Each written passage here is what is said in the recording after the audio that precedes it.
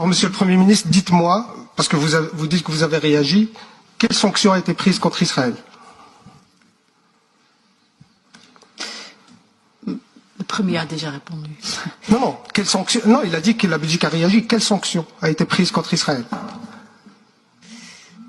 Hein? Là, on entend les mouches voler. Hein? Non, maar allez, stop een keer met die onzin, zeg. Mais moi, je ne connais aucune sanction belge contre Israël. Je ne vois pas. Dites-moi s'il y en a une. Maar het is, Non, mais Madame la Présidente... La position est claire, dus ik geef het woord aan mevrouw Reinhardt nu. Non, Madame, je termine mon intervention. J'ai été coupé par le... Vous avez fini et monsieur... Non, j'ai pas fini. Vous pouvez justifier votre inaction vis-à-vis d'Israël. Il n'y a pas de justification raisonnable ou acceptable. Si le critère est la violation du droit de l'homme, bah, Israël est champion en violation des droits humains. Si le critère est le droit international, Israël le viole quotidiennement. Et vous avez parlé de l'accord du gouvernement, vous nous dites que s'il y a une politique d'annexion, de ci, de ça, mais elle est déjà en place, cette politique.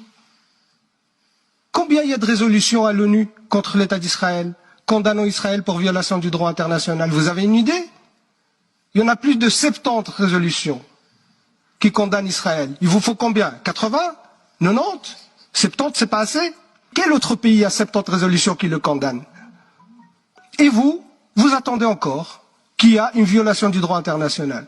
Mais cette violation, elle existe depuis des années, depuis des décennies.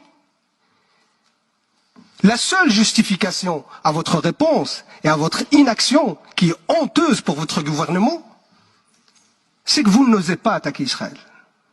Vous avez peur des Israéliens, vous avez peur des Américains qui sont l'allié inconditionnel d'Israël et qui imposent leur vision du monde et vous ne faites que suivre cette vision du monde. Parce que si c'est les valeurs que vous défendez à tour de bras et partout, dans tous les plateaux télé, si c'est ces valeurs-là qui vous animent, mais ces valeurs-là n'existent plus pour les Palestiniens. Ils sont violés au quotidien. Et vous ne bougez pas le petit doigt. Ça, c'est la réalité. Cette hypocrisie est inacceptable. Elle est honteuse. Et je ne comprends pas comment votre gouvernement peut la justifier.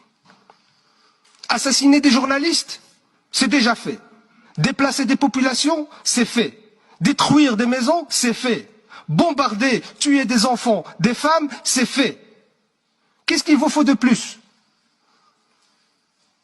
Et vous ne ferez rien. Même si Israël fait exactement ce que vous prévoyez dans votre accord de gouvernement, ça veut dire une nouvelle annexion ou une nouvelle violation du droit international, vous ne ferez rien. Parce que ce n'est pas vous qui décidez de votre politique étrangère. Ou bien, votre hypocrisie est sans nom. Et ça, Monsieur le Premier ministre, les gens ne peuvent pas l'accepter. Comment vous pouvez justifier? Il n'y avait pas, dans votre accord de gouvernement, des sanctions prévues pour la Russie. Mais quand la Russie a violé le droit international, vous avez pris des décisions. Pourquoi vous ne le faites pas pour Israël? Quand ils ont tué la journaliste, c'était pas un crime de guerre? Et pourquoi vous n'avez rien fait?